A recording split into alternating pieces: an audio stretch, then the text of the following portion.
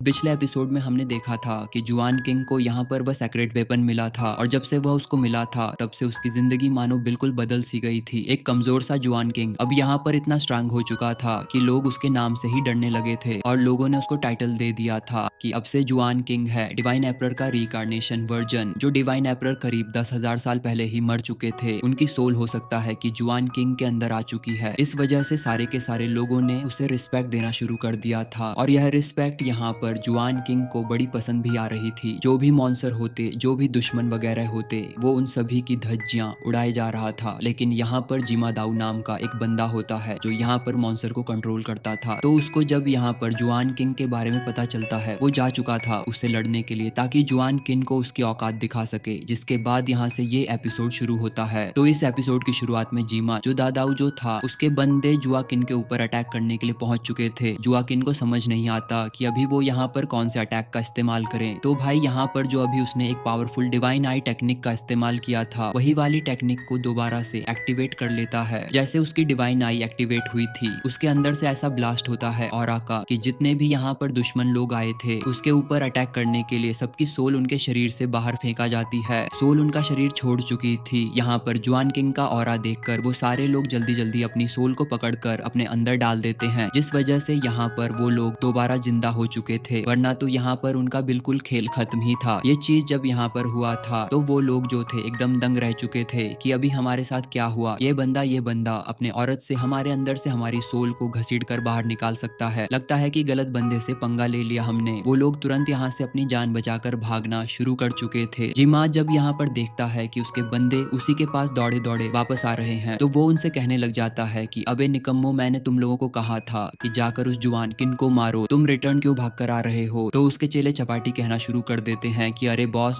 जब आप खुद जाओगे ना तो आपको पता चलेगा कि हमारे सामने जो खड़ा है ना, ये कोई बच्चा नहीं है, ये शैतान है। शैतान, आप इसकी पावर देखोगे ना तो आप खुद भी हिल जाओगे। हमसे ना हो पाएगा, हम तो यहाँ पर इसके ऊपर अटैक कर नहीं पाएंगे। तो यस का जिमा दाव भड़क चुका था। वो कहने लग जाता है कि भाड़ में जाओ, तुम लोग किसी काम के नहीं हो। लगता है कि ये मैटर मुझे अपने हाथों में ही लेना पड़ेगा। यहाँ पर थग्यान जो थी वो यहाँ पर और भी ज्यादा इम्प्रेस हो चुकी थी जुआनिन से, जिस वजह से और भी कई सारे पॉइंट्स मिल जाते हैं। जुआन किन को का इस्तेमाल वो आगे चलकर किसी और ट्रेजर को हासिल करने में कर सकता है। जुआ किंग तो बड़ा ही खुश हो चुका था कि अरे वाह, देखो तो यहाँ पर लोग मेरे डर से कितना कांप रहे हैं। लेकिन चिमादाऊ जो था वो भड़क चुका था। वो तुरंत यहाँ पर हंग्यान को ही पकड़ लेता है ताकि अब वो यहाँ पर उसके और जुआन किंग के बीच में ना आ सके। वो यहाँ पर हंग्यान को मारने की कोशिश कर रहा था, जो देखकर जुआन किंग जो था वो भड़क जाता है। वो कहने लगता है कि आखिर तेरी हिम्मत कैसे हुई जो तूने हंग्यान को पकड़ने की कोशिश करी। तू मरेगा, मैं तुझे नर्क के दर्शन करवाता हूँ। वो जैसे ही अपनी डिवाइन आई की पावर को एक्टिवेट करता है, उसकी पावर वापस से एक्टिवेट हो चुकी थी और बिल्कुल वैसा ही जिमाताओं के साथ भी हो जाता है। ऐसा बाकियों के साथ हुआ था। उसकी सोल उसके शरीर से बाहर फेंका आ जाती है, लेकिन वो तुरंत अपनी सोल को वापस अपने अंदर डाल लेता है। उसको भी सदमा लग चुका था। उसका सर चकरा रहा था कि अभी मेरे साथ क्या हुआ, मानो कि मेरी दुनिया हिल गई हो। कितना अजीब सा ये एक्सपीरियंस था। उसके पांव जमीन पे नहीं टिक रहे थे। जुआन किंग के अंदर से वो जो सेक्रेटेड वेपन था वो यहाँ पर कहने लग जाता है कि यह बचकाना जिमा दाव, इसको क्या लगता है कि ये हमारे सामने टिक पाएगा। 10,000 साल पहले तो मैंने इस तरह के लोगों को अपनी छोटी उंगली से उठा उठा कर खत्म किया है। जब यहाँ पर जिमा दाऊ कमजोर हो गया था तो हंग्यान भी अपने आप को उसके चुंगल से छुड़ा लेती है और तुरंत वो अपनी पावर का इस्तेमाल करने लग गई थी ताकि जो हरकत यहाँ पर जिमा दाऊ ने करने की कोशिश की है उसकी उसको सजा दे सके। वो तुरंत यहाँ पर अपना फायर लोटस अमन कर लेती है और उसकी मदद से वो जिमा दाऊ को जलाकर खत्म करने की कोशिश कर रही थी और उसने अपना पूरा का पूरा फायर लोटस उठाकर पटक दिया था उसे जिमा दाऊ के ऊपर, जिस वजह से उसकी हालत खराब हो जाती है। वो जलने लग गया था। जी माताओं कहने लग जाता है कि देखो, तुम लोग पछताओगे अगर तुमने यहाँ पर मेरी जान ली। तो तुम्हें पता है ना, मुझे कुछ हुआ तो मेरा बी सेट जो है वो तुम्हें नहीं छोड़ेगा। वहाँ के मास्टर तुम लोगों की जान ले लेंगे, इसलिए बेहतर यही होगा कि तुम मेरी जान बख्श दो। लेकिन हंग्यान तो पूरी तरह से जलाकर उसको खत्म ही कर देती है। यहाँ पर जिमा दाऊ मर चुका था। इसके बाद हंग्यान जो थी वो यहाँ पर जुआनगिन से कहने लग जाती है कि मास्टर, आपने तो बहुत कमाल किया। हमने आखिरकार इस जिमा दाऊ को जान से मारकर खत्म कर दिया, जो हमारे लिए काफी टाइम से मुसीबत बना हुआ था। तो मैं ना आपको अपने घर ले जाना चाहती हूँ। क्या आप मेरे साथ मेरे घर चलेंगे? मेरे सिटी के लोग जो है ना वो भी आपको देखना चाहते हैं, आपसे मिलना चाहेंगे वो, तो आपको एक बार मेरे सिटी में चलना चाहिए। ये सुनकर जुआनकिन काफी ज्यादा खुश भी हो जाता है कि हाँ मैं चलूंगा ना तुम्हारे सिटी के अंदर। इसके बाद वो दोनों वहाँ से आगे बढ़ चुके थे। दूसरी तरफ हम यहाँ पर बीस्ट सेक्ट को देखते हैं, जिसके बाद वो जिमा दाऊ दाव करते करते मर गया था। वहाँ पर एक मास्टर होता है जो कि बहुत ज्यादा गुस्से में था क्योंकि अभी जो कांड हुआ उसकी खबर उसको जाकर लग चुकी थी। वो यहाँ पर मास्टर गुस्से में कहने लग जाता है कि आखिर उस हंग्यान को तुम लोग पकड़ क्यों नहीं पाए। पिछली बार भी वह हमारे सेट की एक बहुत ही पावरफुल कमांडर को जान से मार दी थी और इस बार तो उसने जिमा दाऊ को जान से मार दिया। निकम्मों की फौज पाल कर रखा है मैंने, एक मामूली सी लड़की को तुम लोग पकड़ नहीं पाए। किस काम के हो तुम लोग। लगता है कि अब अपनी आर्मी को और ज्यादा स्ट्रांग बनाना पड़ेगा हमें और भी कई सारे पावरफुल बीस्ट को समन करता हूँ। हम यहाँ पर बैटल की तैयारी शुरू करते हैं। देखते हैं कि इस बार वो हॉग्यान हमारे चुंगल से कैसे बच सकती है। तो उसके चेले चपाटे कहने लग जाते हैं कि मास्टर ये काम अकेले हॉग्यान का नहीं है, उसके साथ एक और लड़का भी मौजूद है। लोग उसको डिवाइन एम्परर का रिकार्नेशन वर्जन कहते हैं। अब मैंने देखा तो नहीं है लेकिन वो बहुत ज्यादा स्ट्रांग है ऐसा कहा जाता है और उसकी ही मदद से हॉग्यान ने जीमा को जान से मार दिया। तो मास्टर कहला जाता है कि फिक्र करने की कोई बात नहीं है, मैं भी देखता हूँ कि अब यहाँ पर वो कोई भी क्यों ना हो वो मेरे सामने टिक पाता है या नहीं टिक पाता। मैं एक एक को चुन चुन कर जान से मार डालूंगा। अब वो लोग मेरा कहर देखने के लिए तैयार हो जाओ, सबको मरना होगा। तो दूसरी तरफ यहाँ पर जुआकिन जो था उसको हंग्यान अपनी सिटी के अंदर ले आती है। ये जगह बहुत ज्यादा कमाल की लग रही थी। यहाँ पर आकर हंग्यान भी बहुत ज्यादा खुश थी। उसने सिटी में पहले ही खबर फैला दी थी कि मैं यहाँ पर आ रही हूँ, ना डिवाइन एम्परर के रिनकार्नेशन वर्जन को साथ में लेकर आऊंगी, इसलिए जश्न की तैयारी शुरू करो। यहाँ पर पूरे सिटी के अंदर ये खबर फैली हुई थी। रास्ते में घूम रहे लोग बस यही बात कर रहे होते हैं कि तुम्हें पता है डिवाइन एम्परर जो है ना उनका रिकार्नेशन वाला वर्जन कोई बंदा आया है। वो बंदा इतना स्ट्रांग है कि वो बिल्कुल डिवाइन एम्परर की जितना पावरफुल लगता है। लेकिन कुछ बंदों का ये भी कहना होता है कि मुझे तो लगता है कि कोई बेवकूफ और बहरूपिया है वो। क्या तुम लोगों ने अपनी आंखों से देखा है उस बंदे को अपनी पावर एक्टिवेट करते हुए? जब वो अगर हमारे सामने आकर अपनी पावर एक्टिवेट करे ना तभी हमें यकीन होगा कि सच में उसके पास डिवाइन एम्परर की पावर है, वरना तो कोई भी कितना भी खुद को पावरफुल क्यों ना बता ले हम थोड़ी ना मान लेंगे इस बात को। तो आधे लोग अलग बात कह रहे थे कि यहाँ पर जुआन किंग डिवाइन एम्परर वाली पावर को नहीं रखता होगा। तो आधे लोग ये कह रहे थे कि हाँ बिल्कुल हो सकता है कि जुआन किंग जो है वो डिवाइन एम्परर का रिकार्नेशन वर्जन होगा। तो वहीं हंग्यांग जो थी वो यहाँ पर जुआन किंग को अपनी सिटी की तारीफ करते हुए बता रही होती है कि हमारी सिटी ने बहुत सारी बैटल लड़ी है और हमेशा से आज तक के बिल्कुल सुरक्षित रहा है। आज तक के कभी भी हमारी सिटी के ऊपर कोई बड़ा खतरा नहीं आया, इसलिए हम चाहते हैं कि आगे भी हमारी सिटी इसी तरह से चलती रहे, कभी कोई खतरा इस पे ना आए और ये करने के लिए हम किसी भी हद तक के जा सकते हैं। इसके बाद जैसे ही यहाँ पर सभी को खबर मिलती है कि जुआन किन आकर पहुंच चुका है, पूरे के पूरे सिटी के लोग भाग कर जाते हैं उसको देखने के लिए कि हम भी तो देखें कि जुआन किंग है कितना ज्यादा स्ट्रांग। जुआन किंग यहाँ पर आकर पहुंच चुका था लेकिन वो बिल्कुल नॉर्मल खड़ा होता तो सारे लोगों को यहाँ पर ठीक तरह से यकीन नहीं होता कि अगर ये डिवाइन एम्परर वाली पावर को होल्ड कर रहा होता तो ये जरा स्ट्रांग दिखता ना। रूकी फीकी से इसने एंट्री मार ली है यहाँ पर। तो ये सुनकर वो जो जुआन किंग था वो अपने सेक्रेड वेपन से कहने लग जाता है कि ब्रो तेरे पास कोई जुगाड़ है क्या? ऐसा जादू चला कि यहाँ पर लोग दीवाने हो जाए, उनको लगे कि यहाँ पर मैं डिवाइन एम्परर हूँ, ऐसा जलवा बिखरना चाहिए, मेरा कोई धमाकेदार एंट्री मारना मेरी। तो सेक्रेड वेपन कहता है कि चिंता मत कर, इसका बंदोबस्त मैंने पहले से ही कर दिया, अच्छे खासे तेरे पास पॉइंट्स मौजूद है, रुक मैं भी तेरी एक धमाकेदार वाली एंट्री मरवाता हूँ। तो ये होते साथ ही वहाँ पर बहुत ज्यादा ऑरा फैलने लग जाता है। चारों तरफ यहाँ पर ऑरा फैल चुका था और जुआन किंग की एक बहुत ही जॉइंट स्पिरिट समन हो जाती है। वो इतनी बड़ी थी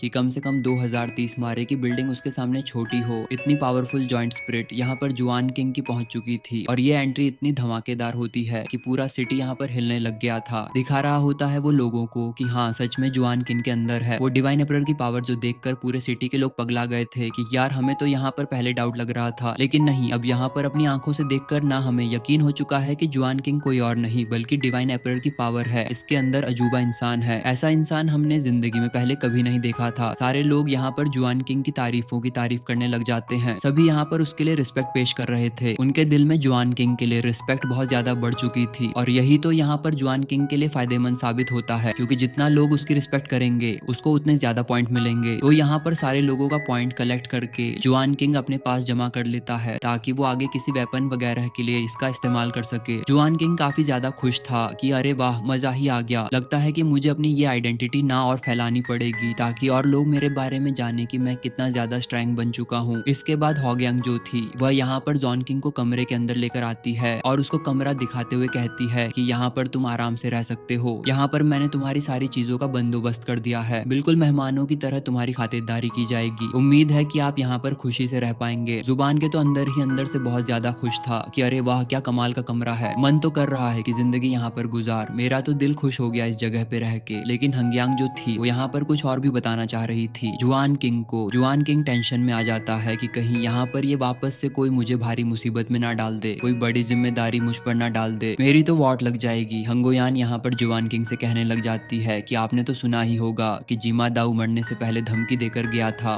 कि उसके 20 सेक्ट वाले हमें नहीं छोड़ेंगे। तो मुझे क्या लगता है कि 20 सेक्ट वाले ना कोई प्लानिंग कर रहे होंगे ताकि वो अपना प्लानिंग हमारे ऊपर ही यूज कर सके। अगर ऐसा हुआ तो हमारे लिए बहुत बड़ी मुसीबत हो सकती है। हम सब यहाँ पर शांति से रहते हैं, लेकिन अगर उन लोगों ने यहाँ पर आकर हमला कर दिया ना तो कई सारे लोगों की जान जाएगी। बीस्ट सेक्ट वालों के पास बहुत खास तरह की इविल पावर होती है, वो सारे के सारे इविल पावर से भरे हुए होते हैं और अपनी पावर की मदद से वो एक एक बीस्ट को भी अच्छी तरह से समन कर सकते हैं। अगर उन बीस्ट ने यहाँ पर हमला शुरू कर दिया तो बहुत लोगों की जान जाएगी, जो मुझे लगता है कि आप भी ऐसा होते हुए देखना नहीं चाहेंगे। और यहाँ तक कि मैंने यह भी सुन के रखा है कि उनके पास एक बहुत ही खास तरीके का वेपन भी है जिसके बारे में दुनिया में कोई भी नहीं जानता सिवाय उनके मास्टर के। कोई नहीं जानता कि वो किस तरह का हो सकता है, जब वो अटैक करेगा तो कितनी बड़ी तबाही आएगी। इसलिए मैं क्या कह रही थी कि हमें ना उनके हमला करने से पहले ही उनके बीच सेफ्ट में घुसकर उन्हें मार देना चाहिए, ताकि मुसीबत को अगर जड़ से खत्म कर दिया जाए ना तो आगे आने वाली जो परेशानी है वो पहले ही खत्म हो जाएगी। और मुझे उम्मीद है कि इस बार जब आप हमारे साथ रहेंगे यहाँ तो हम मिलकर उस बी सेट वालों को और उसके मास्टर को आराम से जान से मार सकते हैं। मैं आपसे पूछना चाहती हूँ कि हमें कब निकलना चाहिए बीस्ट सेट के अंदर ताकि उनको जाकर खत्म किया जा सके। जब आप कहेंगे तब मैं यहाँ पर तैयार हो जाऊंगी वहाँ जाने के लिए। तो बताइए क्या आपकी क्या प्लानिंग है। बेचारा जुआन किन अंदर ही अंदर टेंशन में आ जाता है कि यार क्या बोलूं मैं अब इसको, 2 मिनट सांस लेने का मौका नहीं देती, अभी इतनी बड़ी बैटल लड़के आया हूँ इतने सारे जीमा दाव उसके साथियों से, अब वापस से मुझे पूरा बीच सेट के अंदर भेजना चाहती है। बच्चे की जान लेकर रहेगी क्या तू। लेकिन वो यहाँ पर अपनी बेइज्जती तो नहीं करवा सकता था, उसको यहाँ पर वो जलवा भी तो चाहिए जो कि लोग उसे डिवाइन एम्परर कह के बुलाते हैं। तो अगर वो मना करे तो उसकी इज्जत का कबाड़ा हो जाएगा। इसलिए वो कहता है कि ठीक है कम से कम मुझे 2-3 दिन का आराम करने दो, 3 दिन बाद तुम वापस आना, तब हम चलेंगे बिसेक्ट वालों को उनकी औकात दिखाने के लिए। तो ये सुनकर हंगोया जो थी वो मान जाती है। वो कहती है कि ठीक है मैं 3 दिन बाद आपके पास वापस आ जाऊंगी। पूरी तैयारी के साथ जुआ सोच रहा था कि ये मेरे पास 3 दिन का टाइम है, मुझे 3 दिन के अंदर जितने भी मेरे पास पॉइंट्स वगैरह मिले हैं ना उन सभी की मदद से कोई अच्छा वेपन या कोई अच्छी टेक्निक वगैरह एक्टिवेट करनी होगी, ताकि जब मैं बी सेट से फाइट करने जाऊं तो वहां पर मैं उसका इस्तेमाल कर सकूं, वरना तो मेरी वाट लगी, वो लोग फिर मुझे छोड़ेंगे नहीं। वो अपने सेकंड वेपन से कहने लग जाते हैं कि देखो तुम्हें पता ही होगा कि मैं कितनी बड़ी मुसीबत में पड़ चुका हूँ, तो जितने भी मेरे पास पॉइंट्स है ना उन सभी की मदद से कोई अच्छा वेपन वगैरह या कोई टेक्निक मुझे दे दो, इतनी कमाल की होनी चाहिए कि मैं जाकर बी सेट से अच्छे से मुकाबला कर सकूं। तो सेकंड वेपन उसे कहना चाहता है कि देखो मेरे पास अभी तुम्हारे लिए 2 चीजें हैं जो कि तुम्हारे पॉइंट्स को कलेक्ट करके मैंने बनाया है। सबसे पहला है एक प्रोटेक्शन शील्ड और दूसरा होगा एक बहुत ही खास तरीके का आर्टिफैक्ट जो कि तुम उसे वेपन भी कह सकते हो। पहले मैं तुम्हें शील्ड के बारे में बताता हूँ। ये शील्ड है तो वैसे बहुत ज्यादा स्ट्रैंग, कोई भी खास तरीके का अटैक हो चाहे कितना भी स्ट्रैंग क्यों ना हो उसका अटैक तुम यहाँ पर आसानी से रोक पाओगे और तुम्हें कुछ भी नहीं होगा। लेकिन मैं तुम्हें वार्निंग भी देना चाहता हूँ कि सिर्फ एक बार इस्तेमाल कर पाओगे इस चीज को, एक ही बार कोई खतरनाक अटैक आएगा तो तुम उसको रोक पाओगे, दोबारा ये शील्ड काम नहीं करेगा क्योंकि तुम्हारे पास जितने पॉइंट हैं उनसे इतना ही स्ट्रैंग वेपन तुम्हें मिल सकता है। तो ये सुनकर जुआ किंग कहने लग जाता है कि चल ठीक है कोई बात नहीं, एक बार भी चाल काम कर जाए ना तो अच्छी बात है। मुझे आर्टिफैक्ट के बारे में पता कि आर्टिफैक्ट कितना कमाल का होगा, मुझे एक बहुत अच्छी वाली स्वॉर्ड वगैरह दे जो ऐसी ही होकर जिसको चलाने में पूरी दुनिया हिल जाए, उस तरह का कमाल का आर्टिफैक्ट मिलना चाहिए मुझे, ताकि मैं दुश्मनों की धज्जियां उड़ाकर रख दूं। तब जैसे ही जुआन किंग यहाँ पर उस आर्टिफैक्ट को एक्टिवेट करता है वो देखकर हैरान रह जाता है कि अबे इसकी भैंस की टांग, मेरे हाथ में तो कोई आर्टिफैक्ट आया ही नहीं, अबे चूना लगा दिया क्या तूने सेक्रेट वेपन मुझे, तूने बोला मुझे यही आर्टिफैक्ट मिलेगा लेकिन मुझे तो कुछ भी नहीं मिला। तो सेक्रेट वेपन यहाँ पर एक गेम खेलते हुए कहता है कि तूने मेरे रूल्स को अच्छे से पढ़ा ही नहीं। देख आर्टिफैक्ट मिलने का मतलब ये नहीं है कि मैं तुझे आर्टिफैक्ट दूंगा, जब तुझे जरूरत पड़ेगी ना किसी आर्टिफैक्ट की तो तेरे 1000 माइल्स के अंदर अगर कोई पावरफुल आर्टिफैक्ट होता है ना वो खुद ब खुद तेरे पास आ जाएगा तेरी हेल्प करने के लिए। अभी जहाँ पर तू खड़ा है उसके 1000 माइल्स के अंदर कोई भी इतना कमाल का आर्टिफैक्ट नहीं है जो तेरे काम आया, इसलिए तेरे पास अभी कोई भी आर्टिफैक्ट नहीं आया, लेकिन जब जरूरत पड़ेगी तुझे तो उस टाइम तेरे लिए वो आर्टिफैक्ट आ जाएगा। ये सुनकर जुआन किंग सोचने लग जाते हैं कि अबे यार, जब मैं 20 सेक में जाऊंगा और वहां पर उस टाइम भी 1000 माइल के अंदर कोई अच्छा आर्टिफैक्ट नहीं हुआ तो मेरे तो लग जाएंगे। अबे यार, तू कैसे कैसे मुझे वेपन और ट्रेजर दे रहा है जो कि हर टाइम मेरे लिए ही मुसीबत की घंटी बने हुए हैं। लगता है कि आगे बहुत बड़ी मुसीबत आने वाली है, मुझे हर एक कदम फूक फूक कर रखना होगा वरना तो मेरे लगने वाले हैं। इसके बाद देखते ही देखते 3 दिन हो जाता है और जैसे 3 दिन पूरा हुआ था वहां पर हंग्यान आकर पहुंच जाती है और जुआन किंग के दरवाजे पर दस्तक देना शुरू कर देती है कि मास्टर जल्दी बाहर आइए, आपने कहा था ना कि 3 दिन बाद हमें चलना है। तो यह सुनकर जुआन किंग भी बाहर निकल कर आ चुका था। उसे कहने लग जाती है कि मैंने सारी तैयारी कर दी है, आपके लिए एक घोड़ा गाड़ी को भी बंदोबस्त किया है, आप बस उसमें बैठिए और हम सब निकलेंगे यहाँ से बी सेट के अंदर, ताकि वहां जाकर उनको जान से मारा जा सके। बेचारा जुआन के उदास मन से ही जाकर उस घोड़ा गाड़ी के अंदर बैठ जाता है, जो कि घोड़ा गाड़ी घोड़ा से नहीं बनी थी बल्कि बनी थी एक फिनिक्स बर्ड से, जो कि फायर से बना हुआ था, यानी कि उसको फिनिक्स गाड़ी भी बोल सकते हैं। अंदर कुछ और भी सिपाही वगैरह मौजूद थे जो हॉगन अपने साथ ले आई हुई थी। हंग्यान यहाँ पर जुआ से कहने लग जाती है कि बताइए हमारा प्लान क्या होगा, जब हम 20 सेट के अंदर एंट्री मारेंगे तो उस टाइम हमें सबसे पहला जो स्टेप लेना है वो क्या लेना पड़ेगा। जुआन किंग के पास दिमाग में कोई आइडिया तो नहीं था, वो सीधा सीधा कहता है कि जाएंगे और सीधा सीधा हमला शुरू कर देंगे, हम डरपोक थोड़ी हैं, हम सीधा अंदर घुस के मारेंगे उन लोगों को। ये सुनकर हंग्यान और जितने भी बाकी सिपाही लोग थे वो लोग हैरान रह जाते हैं कि अरे ये तो मुसीबत को दावत देना नहीं हो जाएगा, थोड़ी प्लानिंग के साथ जाएंगे तो अच्छा रहेगा ना। और हंग्यान यहाँ पर सिपाहियों से कहने लग जाते हैं कि नहीं, तुमने सुना नहीं क्या, यहाँ पर हंग्यान बताने लग जाती है उन लोगों को कि जैसा यहाँ पर जुआन किंग ने कहा है ना, हमें वैसा ही करना है। अभी हम लोग यहाँ पर कमजोर नहीं है, हमारे साथ हमारे कमांडर जो कि जुआन किंग है वो हमारे साथ है ना, जब वो हमारे साथ हो तो डरने की क्या बात है। हम सीधा एंट्री मारेंगे बीस्ट सेट के अंदर और वहां पर जाकर जो भी हमारी नजरों के सामने आएगा एक एक को पकड़कर काट डालेंगे, और जो भी हमारी जान लेने के लिए आएगा उसके लिए तो हमारे साथ जुआ किंग तो है ही, वह हमें बचा लेंगे। हम पहले बीस्ट सेट से डरते थे क्योंकि हमारे पास उतनी पावर नहीं थी कि हम एक साथ जाएं और उस बीस्ट सेट का मुकाबला कर पाएं, लेकिन अब यहाँ पर हम बहुत ज्यादा स्ट्रांग हैं जुआन किंग की वजह से, तो हमें यहाँ पर डरने की जरूरत नहीं बल्कि लोगों को डराना है। ये सुनकर बाकी सिपाही लोग भी मोटिवेट हो जाते हैं, वो कह जाते हैं कि बिल्कुल मास्टर जैसा आपने कहा हम वैसा ही करेंगे। बेचारा जुआन मन में ही सोच रहा था कि यार मैंने कुछ गलत तो नहीं बोल दिया ना, जोश जोश में अंदर जाकर हम सबके लाले ना पड़ जाए, ये तो वहां जाने के बाद ही पता चलेगा कि मैंने कौन सी मुसीबत अपने गले ओढ़ ली है। अब इन लोगों के बीच सेट में आने की खबर जैसे ही बीस्ट सेट के एक सिपाही को पता चलती है वह तुरंत ही आकर यह खबर पहुंचा देता है अपने मास्टर को तो मास्टर से कहने लग जाते हैं कि मास्टर बहुत बड़ी गड़बड़ हो गई, हमने सोचा था कि हम यहाँ पर हंग्यान को पकड़ेंगे, उसको जान से मारेंगे, उल्टा वो खुद यहाँ पर चलते हुए हमारे पास आ रही है और वो पूरी तैयारी के साथ आई हुई ताकि हमारे सेट के ऊपर वो हमला कर सके। तो मास्टर कहने लग जाता है कि क्यों, क्या हुआ, तुम लोगों की फट गई क्या, अगर वो अपनी मौत के पास आ ही रही है तो तुम्हें यहाँ पर इतना घबराने की क्यों जरूरत है, हम यहाँ पर आने के बाद उसकी वैसे ही जान ले लेंगे। तो सिपाही वगैरह कहने लग जाते हैं कि मास्टर आप समझ नहीं रहे हो, वो अकेले थोड़ी ना आ रही है, उसके साथ वो जुआकिन भी जो है जिसके पास डिवाइन एम्परर की पावर है, वह दोनों यहाँ पर आकर एक साथ हमारे सेट के ऊपर हमला करने की कोशिश करेंगे। मेरे को तो अंदर से धक धक हो रहा है कि आगे क्या होगा, अगर उन लोगों ने अटैक करके हमारे सेट को बर्बाद कर दिया तो यह सुनकर मास्टर कहने लग जाता है कि मुझे उससे कोई फर्क नहीं पड़ता, अगर वो यहाँ पर आ रहे हैं ना तो उनके साथ वो जुआनकिन हो या कोई भी क्यों ना हो, मैं सबको हैंडल करने के लिए तैयार हूँ। हम भी यहाँ पर दिखा देंगे कि हम लोग कमजोर नहीं है, किसी भी हालत में उन लोगों को छोड़ा नहीं जाएगा, एक एक को पकड़ कर मार डालेंगे हम लोग। इस बार जो मैंने अपना ट्रम्प कार्ड बहुत टाइम से छुपा कर रखा हुआ था, अब बारी आ चुकी है उसको दुनिया के सामने लाने की। मैं यहाँ पर अपने ट्रम्प कार्ड का इस्तेमाल करने वाला और देखता हूँ कि यहाँ पर हंग्या या उस बचकाने जुआनकिन के अंदर कितना जिगर है कि वो मेरे ट्रम्प कार्ड के अटैक को रोक सकता है या नहीं रोक सकता। दोनों की फटेगी। मेरी जब ट्रम्प कार्ड की पावर वो लोग देखेंगे तब वो यहाँ पर अपने ट्रम्प कार्ड को एक्टिवेट करना शुरू कर चुका था, जो कि कुछ अजीब सा कोई वेपन या कोई मशीन जैसा लग रहा होता है जिसको वो चालू कर चुका था ताकि उसकी मदद से वो यहाँ पर हंग्यान और जुआकिन को मार सके। लेकिन ये वेपन था क्या, किस तरह से इससे अटैक बन सकता है, ये तो अभी हमें यहाँ पर नहीं बताया जाता। ये सारी चीजें हमें पता चलेंगी नेक्स्ट एपिसोड के अंदर। क्या यहाँ पर जुआ किंग इस बेस से एक्ट वालों के साथ मुकाबला कर पाता है या नहीं पाता है, वो हमें नेक्स्ट एपिसोड में पता चलेगा। जिस सीन को दिखाते साथ ही ये वाला एपिसोड यहीं पर एंड हो जाता है।